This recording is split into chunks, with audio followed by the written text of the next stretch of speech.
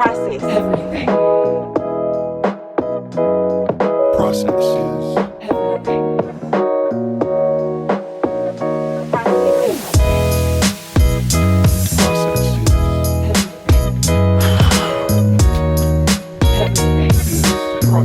Everything. Process is everything. Well, folks, you have stumbled again to another Process is Everything podcast. My name is Tracy Good, and I'm sitting with Mr. Blake Cook. How you doing, buddy? I'm blessed, dude. My thumb is growing back like a salamander's Or a tail. starfish, man. Yeah. That's great. I hope that the other thumb grows another Blake. That'll be great to have another one. Right, what if that happened? But what have you been doing the past couple of weeks? I mean, school's in. Man, Weather's getting a little better. it is school.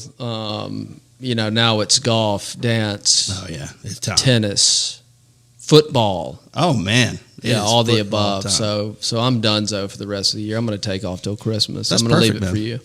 Don't even call Blake. He'll be watching TV and playing sports.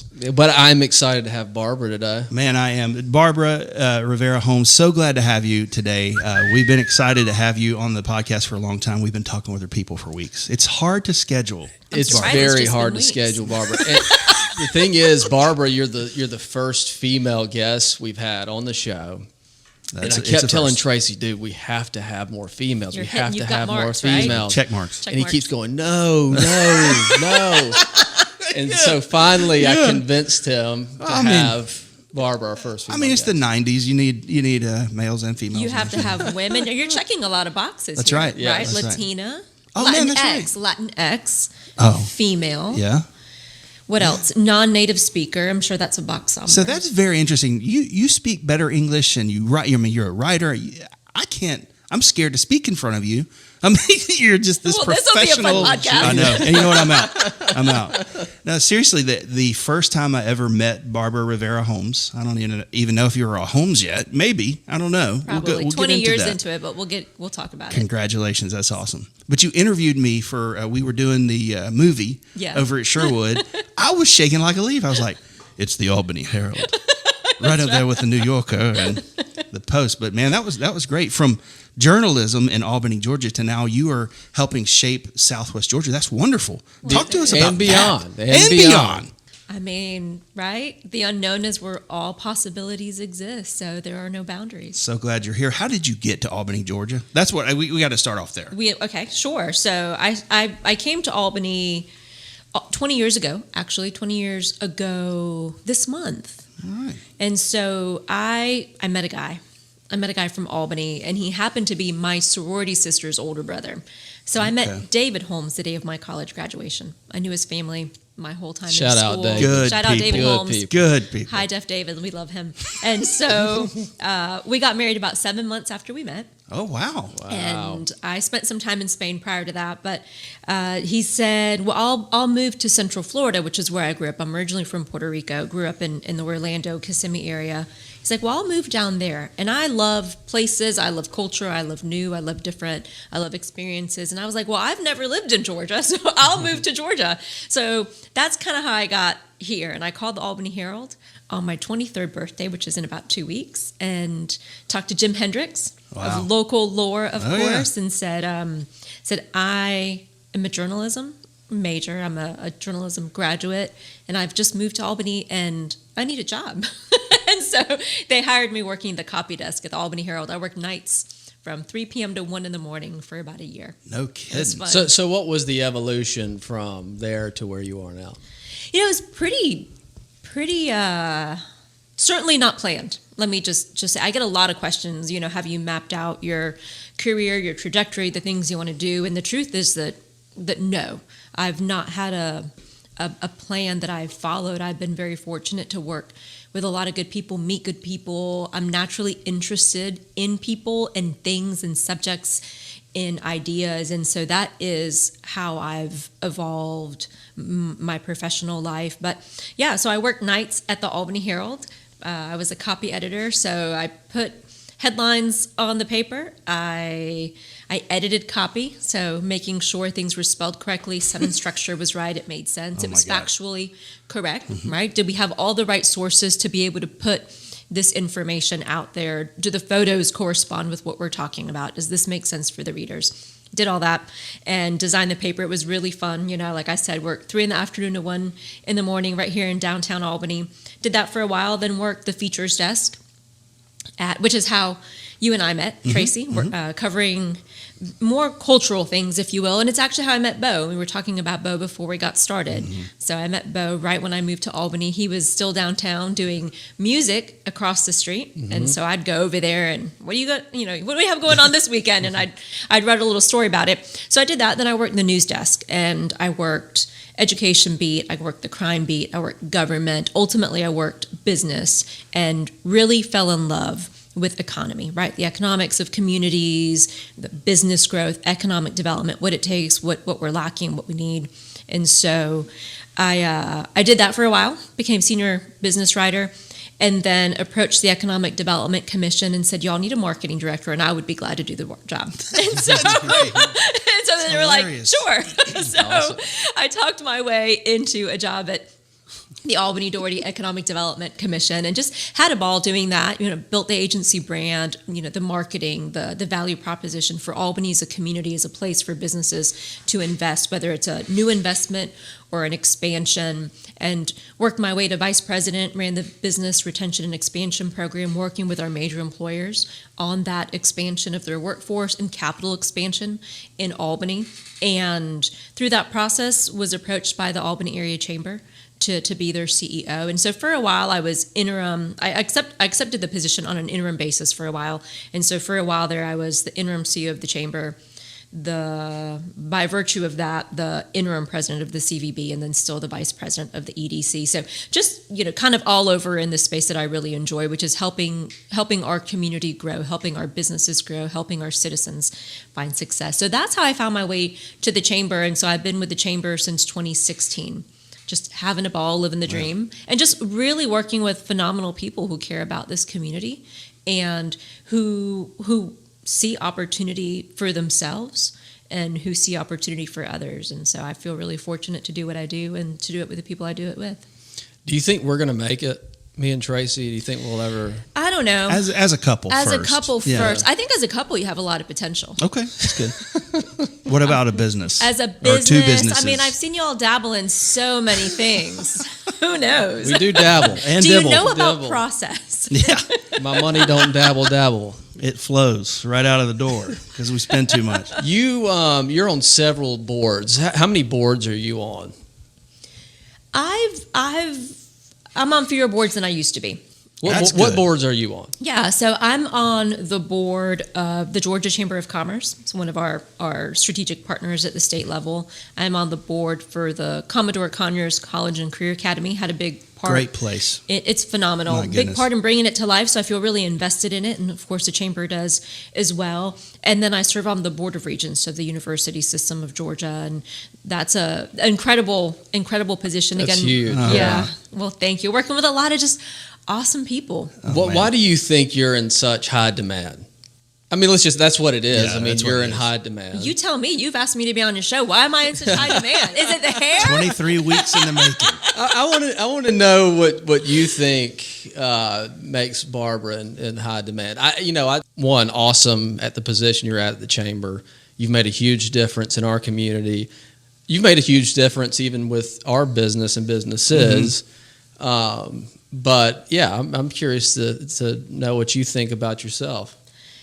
I'm all honestly. I'm all that. I'm all that. That's right. That's right. And a bag of chips. And a bag of chips, a bag of plantain chips, because from Puerto Rico. And those are awesome. But I don't. I really can't say. I'll be honest, and I'm not just saying that to be coy or any of those things. I don't know.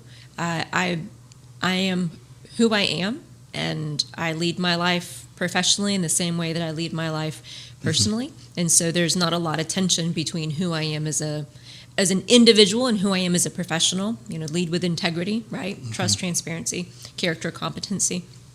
I couldn't tell you guys. I think that's really a question that's better suited. She's for throwing those y'all. values out. Character pretty fast. I can't even That's the spell four that. C's. That's right.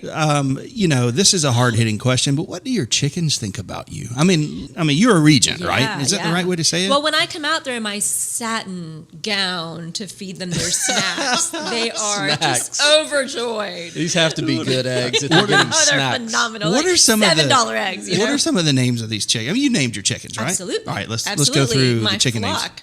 All right, we have Daphne. Okay. We have Hey Hey. All right. Remember the dumb chicken from Moana? Hey, hey. Yeah. Yep. I'll have to watch that. Yeah, it's a great movie. That's movie number 9 for great Blake. Female Yeah. storyline. But Hey Hey, Hey, we hey. have Samson. He's a big old rooster. Strong name. Strong name. Poppy, Caroline. Did I already mention Daphne? Daphne was Daphne. first. Daphne. Yeah. Then we had Rosemary. Mm-hmm. We had Brandy. All right. I know. And I'm trying to talk my husband into a few more because I have other names that I'd like to explore. Do you have Rhode Island Reds, Dominant? What's the makeup We of have these a chickens? mix. So Okay. we have some Buff Orpingtons. They're really Ooh. beautiful. That's the little puffy graceful. hair? No, those Okay. are the silkies. Most of them are like Polish silkies. Okay. And Hey Hey was one of those. All right. So we have a couple of different types. We have some Buff Orpingtons, just really gorgeous birds.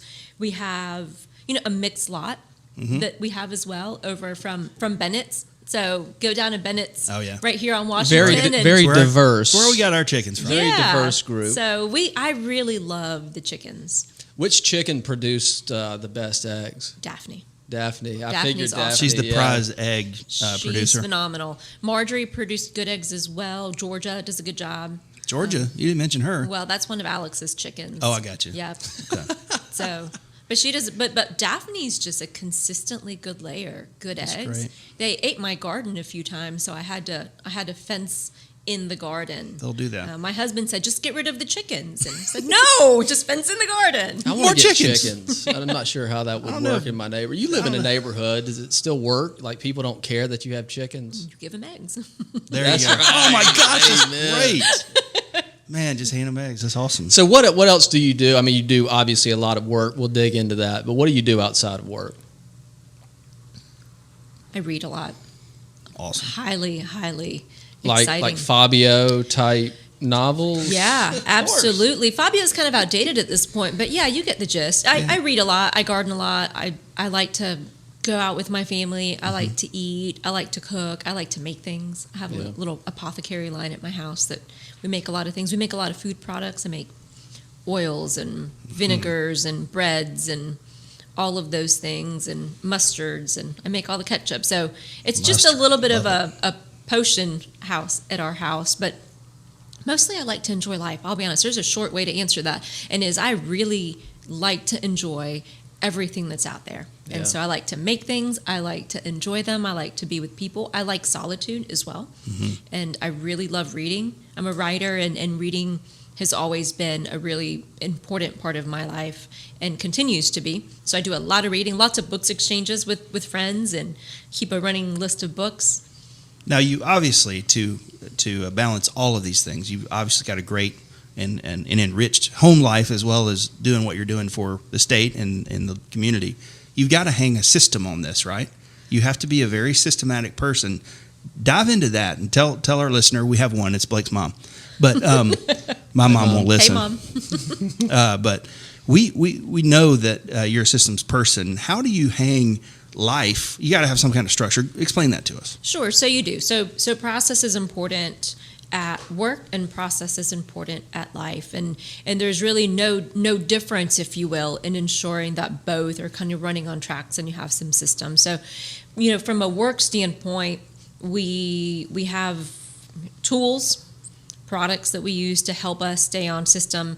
We've, of course, spent a good bit of time talking to their due process experts about some of those things as well, and that's been extremely helpful for us in ensuring that we're efficient, that we can move further faster, and we can provide great customer experience for our members and a great staff experience as well, to be able to to do what we do and do it well. And from a home life, we have to have those systems as well. My husband and I both have very demanding jobs. We have a 9-year-old, her name's Alex, and she's awesome. and she also demands a lot of Oh, yeah. attention, and she has her own life that certainly fits in ours. So we have to make sure that we're coordinated. Our calendars are coordinated. So I will tell you, calendaring is really important for our family. And so if you look at my calendar, everything's color coded and also kind of by subject line. So when I get the school calendar, for example, our school starts here shortly, I'll get the full school calendar. Well, I'll go in and I'll code everything Alex : and then I'll put what it is. And I'll go ahead and color code it, and I will send my husband a calendar invite. And so then we know everything that we're looking at in terms of Alex's schedule. And then, of course, there's all of the work things as well. So those are some systems. We also just have systems and systems routines, right? We can call them different things. Sure. There's nuances in how they're different, but we have routines. And so it helps us then be able to have freedom. Right. Yeah, so and I'll share, and I love when you guys nod because I'm like, yes, I'm getting the process thing right, maybe. But when our daughter was a baby, we put her on a sleep and eating schedule as you should. And my husband said, why do we have to be sleeping at this time and eating at this time? He initially felt that it was really constraining. And I said, look at it from this perspective. We know that she's going to eat or sleep at this hour, this hour, this hour, and this hour. So you can plan for those things. I said, everything outside of that is free space. So what I find is a lot of freedom in having a process and having a routine and having structure. Yeah, that's right. Every position that you hold and every board that you're on, I feel like that you are trying to communicate the same thing. Bring jobs, bring economic development to the state, to the region. If you had 5 minutes with everybody, right, an audience with everybody in Georgia and say, look, this is what you can do as a business owner, as someone who works in the business, as someone who's on a board, someone who's retired and just helping, mow the lawn in the community. It's so important for economic development, not just for now, but for 20 years from now. The work we're doing now is very important. I'll share that I'm motivated by making things better. That's my motivation as it relates to my life. Certain fulfillment, very spiritual person. There's all of these other pieces. So, but growth and making things better. Same in my professional life, and so that motivation means that I believe in better, right? And so I would say the first thing is, do you believe in better? Like, do you have hope? And hope doesn't disappoint. So do you believe that we can be better than we are as people, as communities, as systems? And if you do, then I think everybody has a responsibility to invest in that work. So that's probably more philosophical answer than you may have been expecting, but I think that's the first piece. And then if you believe in better, and if you don't, then let's have a conversation about why you don't have hope, about why you don't believe in better, and then what's stopping you from being that person that can actually do something positive. Because the worst thing that we can do is say, it's good enough, and I'm just gonna sit here and not do anything, except either I'm not gonna do anything and I'm gonna keep my mouth shut about things, or I'm not gonna do anything and I'm going to be kind of a brake pedal on everything, right? And I'm not going to allow for things to progress because I just want to be this sound box of negativity, and that does nothing. So I think that can, from a sanity standpoint and a joyfulness and happiness, like I want to be a happy person, and that means that I do believe in better. I think we can make things better, and I have hope that we can do it because, again, I think possibilities are there. And there's really not that much that stops us from being able to develop, to ideate, and then to bring things into fruition. So back to your point, which is what can people do? They can pay attention, right? That's really important. What's going on in your community? What's going on around you? Where are areas where things can be better? And then how can you contribute to that? And it doesn't have to be in this massive way. So often when things are better, it's these micro movements that happen. If we think about process, if we think about business, absolutely at some point your business or your process is going to need a major overhaul in order to get back on track or get to that next level. But often it's these micro improvements that allow you to be able to move further faster. And I think that's the same for the work that we do, and for the work that we do as a community, the work that we do as a chamber, and the work that we do on the Board of Regents. It's constantly looking at where can we make the improvements, how do we do it, who can we bring together to do that work. And that's a really important piece is you don't have to have all the answers and you don't have to do it yourself, but there are resources and there are people. So where's the table? Who's around it? Who's not around it? And let's just have real person-to-person conversations about what needs to happen or what can happen. And then, you try it. And then some things don't work. Many things really do. They don't always work the way that you thought that they would, or maybe they go 80% versus 100. 80% is better than 0. Oh, yeah. Right? So if you get to 80%, you tweak and you take it back out. And that's constant improvement. I love the micro improvement. That's a great analogy, and it's a great way to look at it. And imagine 1% improvement a day, Right. 30% better in a month. That's pretty great. substantial. And that's doable. That's doable for people. And one thing I love about Barbara is that she's intentional, right? Yeah. I love what you said about being aware. That's number one, is just kind of opening your eyes and being aware of where I can get better and contribute. But then being intentional about the things that you're going to do. I feel like that's you. When I think about you, I think about you being intentional in your life, in the business. And I think that's really what's made it better. That's why I love, like, obviously I'm in love with, like, productivity, personal productivity. Yeah. I think it all starts right here, right? So we want to make the state better. We want to make the world better, whatever. But it all starts on being intentional on yourself and taking time, focusing on yourself. Man, I really am making this time management course now. I hope it'll be out in September, but that's kind of my passion, is just having an awareness and helping people to be more intentional about what they're doing to make things better. What does better mean to you? I mean, that's very 50,000 foot. Yeah. To say better. What are some examples, some specific examples of what better looks like on an individual level and a corporate level? So on an individual level, better looks like, where were you yesterday? And so I do a daily check-in, right? You should be checking in all the time, but I have a really intentional process for a daily check-in, and it's really part of my prayer process. So part of the daily examen, which was St. Ignatius. And so I go through these steps. It's a process. It's a prayer process, but it's really about reflection. Yeah. And so during that reflection and during that conversation that you're having with yourself and with God, and I mean, I think we can talk about all those things because you've invited me here to just talk about me. So you can curse and you can talk about okay, that. awesome, because I do both. I love Jesus, but I cuss a little. That's right.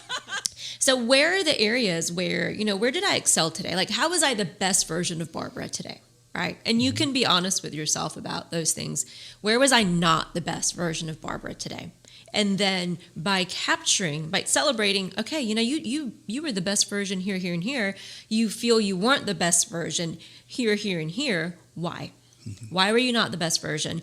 And what can you do tomorrow to be a better version of you? And so those are micro improvements. Do you write this down? I'm getting into the weeds here. Do you write this stuff down? Is it stuff that's just like in your brain in this checklist? What's your capture Are you process? journaling?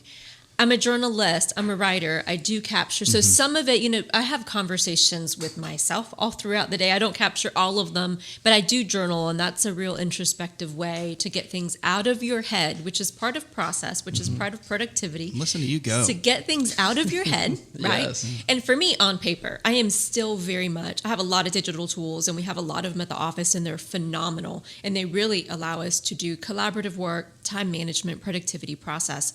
I am still a graph paper and fountain pen person. And so I do spend a lot of time writing to capture those things. And when you have the conversation with yourself, when you do this check-in, and you do it certainly at least once a day would be ideal, because your mind will forget. Have the check-in, put it down, capture it, learn from it. What can you extrapolate from that? And then you improve. And I'll be honest, same process with work. And so I talked more philosophically or really about my personal process, but at work, we're on the heels of does that mean it just happened? Or On the hill, yeah, I'm going I'm terrible with English. You just take it, we'll follow. Well, you follow. Okay, Yeah. So we just wrapped up a major event, and it was successful, and we celebrated that. We celebrated, here's where we feel the successes were, whether it's, a feeling, qualitatively, these were the successes, and then certainly quantitatively, we have measures and benchmarks that we're trying to hit. where are there areas of improvement? It's a debrief, right? Where An are the immediate areas? debrief, An yeah. immediate It's gotta debrief. happen. Where are the areas of improvement? And then what needs to happen next time for us to be able to capture those improvements? And then we'll do that again and again and again and again. And so whether it's an event, whether it's a conversation, I have conversations with chamber investors, with community and statewide leaders, with federal leaders. I have meetings next week with some of our congressional delegation, and we'll be in Washington here in the next few weeks as a community group. Where did the things go?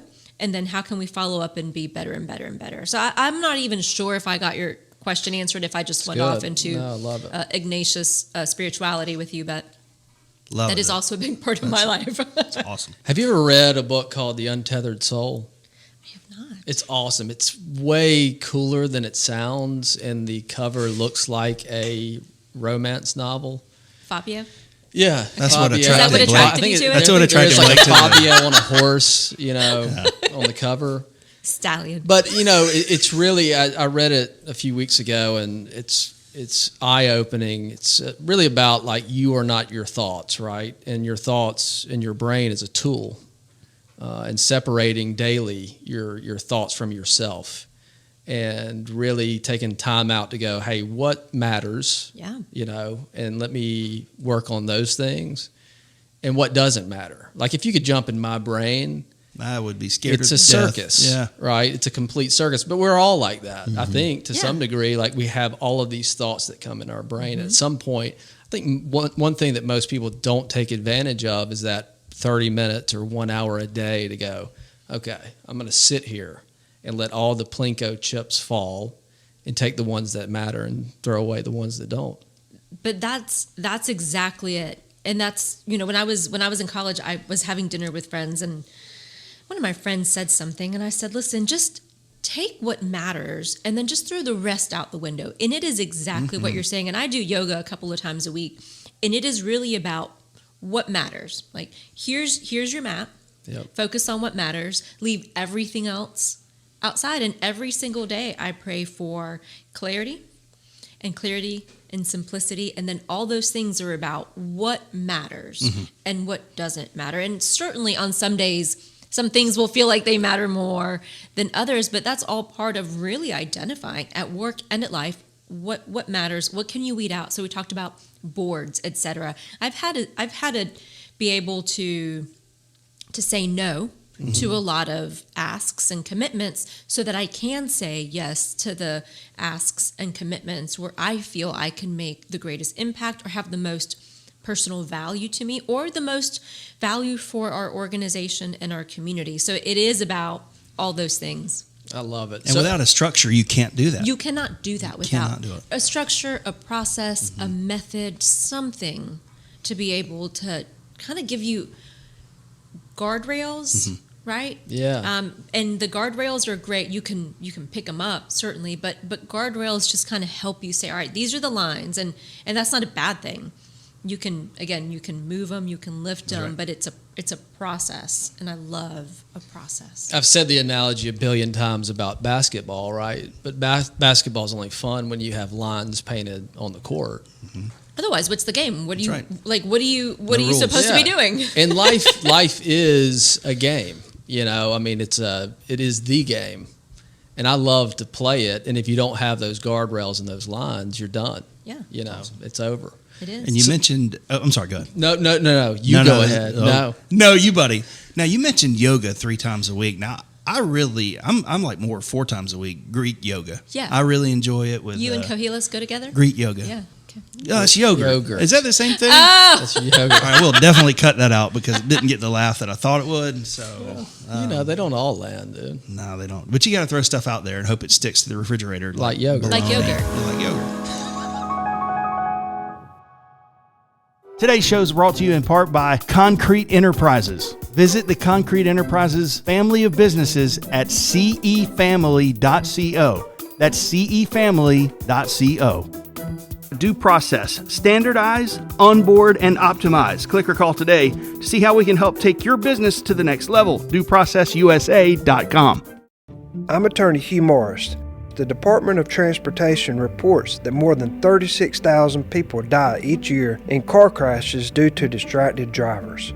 Your life can change in an instant. Don't make the mistake of driving while distracted. If you have been hurt by a distracted driver or simply want more information on how together we can prevent distracted driving on our roads, visit hughmorrislaw.com. So I guess nowadays you're getting, with all the things you're doing, you're getting 3, maybe 4 hours of sleep a day, or how's that working for you? No, I sleep. You have to sleep. And so I learned that the hard way a couple of years ago, right? There's a lot of work to be done. And there's a lot of responsibility, a lot of expectations on a variety of levels. And I started taking from my sleep and from my family life in order to try and be able to meet those expectations and deliver. And what I learned was the more that I sort of contracted or diminished my personal time, my sleep, my health, my family time, my exercise, the things that help your brain and your body be able to do what it's supposed to do, the less productive I was, right? The less, I make better decisions when I get the exercise that I need, whatever that looks like. When I have the prayer process, the meditation process, the time with my chickens and the time cooking or with my family or reading, I make better decisions. I'm a better person to the people around me. I'm a better person to my employees. I'm a better person to my family, to anybody that comes into contact with me. I am better if I take care of myself. And so I do prioritize it. And so yoga, I love yoga. Hot yoga is my favorite. And it is extremely challenging. And we talked about, focusing on what matters. And you get 15 minutes into hot yoga, and the only thing you're thinking about is exactly what you're doing at that time. And that's focus. Yeah. And so I love that. And I love to walk. I used to run a lot more. I ran track in high school and played soccer and swam. And so here for numerous years, I would run and ran marathons and did all that. But now I love to walk. And so I'll take micro walks during the day. Here downtown or wherever I'm at, I walk every day after dinner. I'm giving everybody information that they don't really care about, but those are things that I do that make my life better. And again, if most of us listening are probably employed. Even if you're not employed, you have some sort of responsibility somewhere where you have to show up, where you have to make good decisions. You need to be a good person, and making sure that you're sleeping, and everybody has different sleep needs, but making sure that you're sleeping and you're eating right and you feel good is really important to those things. You've done some awesome stuff at the Chamber, and I think really contributing not just to the growth of Albany area, but beyond. But I got a question for you. If I gave you $1 billion and the Chamber shut down, what would you do with your life? I would do more yoga. More hot yoga. More hot yoga. I love that question, right? Because it's limitless in terms of what you could do. And let's just say you have to do something professionally. Sure. Still. Professionally, you have $1 billion, but what would you do? So I've always said I would buy the Albany Herald. I love journalism. I love community journalism, and there's a really valuable place for that. So that's half joking, half not, right? So I think good journalism, good writing is really important. I would give myself a lot more time to write and explore that craft more and in different ways. Certainly would maybe open my apothecary line for market, things that I love. I'm sorry, what's apothecary? Yeah, let's do into that for just a second. Well, Tell us what it is. Yeah. An apothecary is a guy that shoes horses, right? I have no clue. Okay, No tell me clue. what an apothecary is. So, shorter version is that my husband calls it potion day. So, for about 20 years now, I've been making all kinds of potions, right? So, I order a lot of oils from an apothecary, and I mix them and blend them, and I make things. And cool. What is an apothecary? An apothecary, let's define it. You've got time to define something, don't you? Sure, we I got love time. it. I love it. Yeah. He's going to define it for us. Bradley's our but- producer in the next room. That's right. You know, a shelf with oils, right? That's right, a shelf with yeah, oils. a shelf with Okay. oils, and different So they're different blended. It's for fragrance. homeopathic. It's for healing. Sure, There's all sorts of yeah, things, all right? sorts of things. Salad dressings, maybe. Salad dressings as well. I think I made y'all some jalapeno oil one year. You did. Yes. Okay. I tore it up. All it was right. good. Yeah, it was awesome. It was really good. So I make a lot of things. Kind of shady. It had like Scotch tape It with does. the label with That a is- Sharpie That's on my it. so- signature. love I it. do. I got other things in my cabinet with, The Sharpie on with there. Scotch tape and a Sharpie. You know, I looked into Your some thumb. fancy labels, but I was like, Scotch tape and a Sharpie works just fine right now. Can't beat it. Yeah. So I just make a lot of things. I make face potions and face masks and hand lotions and soaps and conditioners Okay. and that kind of stuff. So you wouldn't know it. Blake's actually 73, but because he's using your face lotion, is. Yes, she's my apothecary. there you That's go. right. We have an apothecary now, right? Can we say that? Yeah, we can All say right, that. it's We can say official. whatever. We never got that definition though. No, they're still efforting it. So it is a definition: a person who prepared and sold medicines and drugs. See? A person who prepared And drugs. So let's get into that a little bit. I'm Yeah. kidding. Go. That was a joke. Were you a dork in high school? I'm about the same, I'll be honest. Okay, so she was a dork in high school. Yeah. Got it. Same. Were you in the cool crowd in high school? I was remarkably in both, right? Mm-hmm. So I played sports. I mentioned, ran track, was on the swim team and played soccer. Drama and club. I was in student government and I was in band. So I played the flute and piano, and all through middle school played the flute, all through high school, all through college. I went to college on a full music and academic scholarship. So I was in the college symphony and in the flute ensemble. So I had the same kind of now. I don't really have boundaries as to who my friends are and what their interests are. I mean, certainly values have to align and all those things, but I really just appreciate a lot of different people, a lot of different groups, a lot of different situations. So I've never found myself well, this is the, are you the cool kid, or are you the band nerd, or are you the jock? No, I was in all groups because my interests pertain to all those groups, and I'm going to do the things that I want to do and talk to people that I want to know more about and hang out with those that I like. Cool. Great answer. What are some of the things that people are not taking advantage of at the chamber? Again, I think we see over the last couple of years, we've had a great relationship with the chamber. We're proud to be a member of the chamber. But, as a community, what are most people not taking advantage of at the Chamber of Commerce in Albany? Yeah, so we have a really strong menu, if you will, of chamber benefits. And some of those are cost-saving benefits, for example. Our small businesses employing 50 or fewer people can through the Albany Area Chamber, have access to a really competitive health insurance program. We have one member saving $30,000 a year through this health insurance program through the chamber. Now, certainly that is relative to a lot of factors, but it's really, those are quantitative programs where you can save money. And then we have, for a lot of our members, it's that connection piece, right? And you can think, well, I can meet people anywhere, and I can put my things online, and people will see them and bite. But it's really about connection. That's why we are here. Mm-hmm. It's not because there was a billboard or there was a digital tool. It's really because we met, we formed a relationship, we had conversations.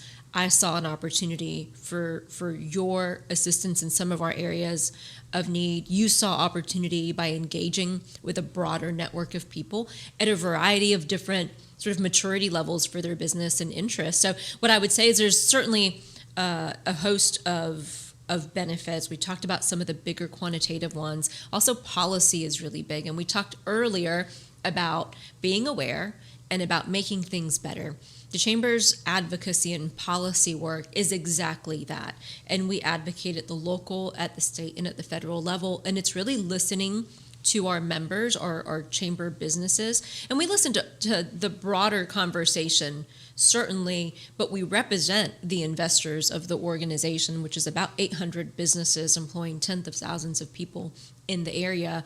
And what are their pain points? What are their opportunities? And then from an advocacy standpoint, we work to make those better. And so that's a great way for anyone in our community to be involved in just that, making things better. I mean, I keep saying that, but that's such a simple but true way of saying it. So those are some. I think that connection piece, though, is one of the biggest. Health insurance, absolutely. 401k contributions. We have a plan where small businesses that may not have access otherwise to a program to be able to be competitive with benefits for their employees. And that's such an important part, as you know, of economic growth for any individual. They can take advantage of that as well. That connection piece is one of the most important. So when I'm at a chamber event or I'm out in the community, that's one of the things that I get just so satisfied by watching, is to watch people connect. Watch people reconnect, watch people have meaningful conversations or just check in with each other. And sometimes there's an immediate, hey, this sounds like something we could definitely work on. Let's follow up. Sometimes it's much later. I mean, we've probably all had conversations with someone, a colleague or a business professional, and nothing's there right away, but you think back, something comes up and you think, oh, I met so-and-so at a chamber event or wherever you met them. And let me ring them and see if there's something there, whether it's a question they can answer, an opportunity. And so that's the same with life, right? It's people, what is luck is opportunity and preparation. Mm-hmm. And so, right. Yeah. Like, are you taking advantage of opportunities to just connect with people? And then are you prepared later on to be able to capitalize on those? Those are some of the ways. I like getting sales leads through the chamber. Oh man, that's great. Great. Is that bad? No. Yeah, I think that's a good event. Great for sales leads. Well, that's a great thing. And so every business has different goals. And so the way that our investment model works, if you will, it's really about helping you as an organization reach those goals. So how can everything that we offer, can we tailor it so that it's the exact fit for what you need? Let's figure out what are your goals, and then let's work together to make sure our products and services are connections.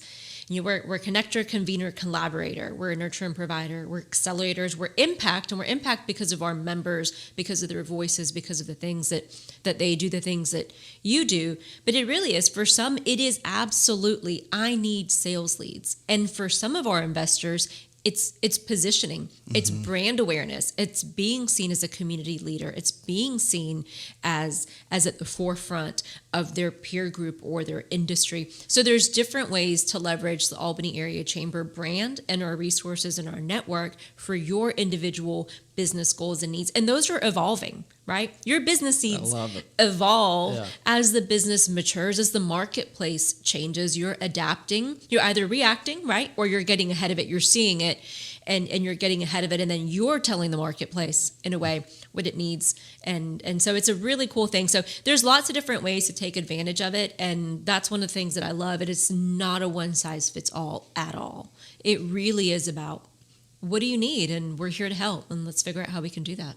What's the university system working on that you're excited about right now, that you can tell us? Always a lot, right? There's so the Board of Regents has oversight over Georgia's 26 public colleges and universities, the Georgia Library System, and the Georgia Archives. So pretty big swath of responsibility, and we take that, as you can imagine, very seriously. We have incredible staff. We have great college presidents. We have about 340,000 students throughout the system, and about 48,000 faculty and staff. So really cool system. The things that we're working on right now, the FinTech Academy has been extremely successful. We know that financial technologies, which is FinTech, is a huge piece for businesses. And so we have an entire academy built around growing FinTech in the state and doing that with our financial institutions the throughout the state, and also with the Georgia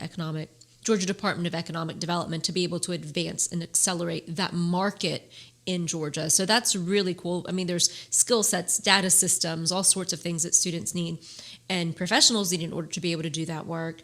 We're re-envisioning our core curriculum as well. And so as the marketplace changes, so does the university system have to adapt and ensure that our graduates are not just educated, but employable. And that's something that I share locally with our K through 12 providers as well. As our high school graduates cannot just be educated, they have to be employable. And so that can look like different things at K through 12. Is it certifications in K through 12? Well, in college, it's not just your degree. There's also certifications that you can utilize to accompany your degree. It's experiential learning. It's actually getting out in the marketplace and working with businesses before you graduate. So looking at core curriculum and what does it take? What is the workforce today, which is rapidly changing, need, and what's it going to need, and then how do you leverage higher ed and all of those resources to be able to ensure that your business has the employees that they need to make sure that you as an individual have the skills, have the tools, have the backing to do that. Those are some things that we're working on across the system. We have a new degree called the Nexus degree, which is really cool. It's the first degree type in more than 100 years. So you have your bachelor's, your master's, your doctorate. So this is a Nexus degree, which is a complementary degree which has that experiential learning piece to it, more so than just your typical bachelor's or master's, cool. et cetera. That's impressive. It's really cool. You know, the Board of Regents is responsible for approving all academic programs at every institution in the state, and then working with the colleges as well to remove academic programs that are no longer viable or meet the needs. So there's always a lot of new things going on with that. You know, Albany State, they have a blockchain. They have the Nexus degree in blockchain technology, which is cool. huge. So we that. approved That's that. Yeah, it's really cool. Approved that just a couple of years ago, and it was the first or second in the state. And so they're leading in that space. Over at Georgia Southwestern this week, we approved their executive MBA program. And so again, looking at the marketplace, and those are more local, obviously, things that we're talking about as it relates to the region. So those are some of the things that we're looking at. We just launched a new portal. So when we talk about college affordability, when we talk about job placement and job opportunities for our graduates, we want to make sure that our students and our families have all of the information they need to make the right decisions. You know, if you need to know what you're getting into and what you're getting out of it. And so we have a new portal. You can access it at usg.edu, a new portal that really does just that. It breaks down, and if you're looking at this degree at this school, so here's what the job placement market looks like, here's what the earnings potential looks like, here's what your college degree is going to look like, so that you can really make those decisions about where you go, when you go, and how you go. That's awesome. Well, Barbara, we've really enjoyed our time. Yes, I mean, we it's have. been Thank a great. I mean, you've said so many things that are so above my head. I can't even understand. I'm going to have to watch this thing twice, and I never watch our podcast. But we like to, before we leave, we like to play a game. It's called First Class or Bus Pass.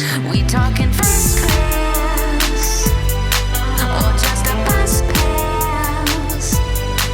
We talking First class, you love it. It's the best thing in the world. Bus pass, you're like, you know, give or take. So Blake's got some questions. They may or may not be tailored to you. I'm better at Jeopardy, but let's do it. I've Oh, man, got- you're going to love it. For the first time, I have two categories of questions. Let's call it Okay. category 1 and category 2. I'm going Okay. to let you pick which one. Okay. She doesn't know which is on the paper, though. You could, well, you know, be honest. Why can't we do both? We could. All right, It's our show, I'm Blake. gonna- I'm gonna do- Mix it's it our up. Why show. don't you mix it up? No, I'm not going to mix it. I'm going. Okay. I'm going with 2. You're going Here we with go. two. Let's Okay, do here it. we go. Okay. First class bus pass. Shakira. First class. Wow. She's amazing. Have you seen her hair? Yeah, she Yeah. is awesome. Well, her hips don't lie. That's what I I heard. know, yeah. Mark Anthony. Amazing. He's Puerto Rican. Have you heard his music? His hips don't lie. And he has no hips, but That's you know. John Cicada. You know I like John Cicada. That's a trick question. That's a first class right there. We were And you were singing John listening to Cicada. it when We're I going to walked play a in. clip of Blake and I singing John Cicada to Please the don't. credits. Selena Gomez. Bus pass. Wow. And why? Just no appetite there for me. Yeah. Have you seen Only Murders in the Building? No, you don't watch TV. Anyway. Last one. Men with mustaches. Tom Selleck.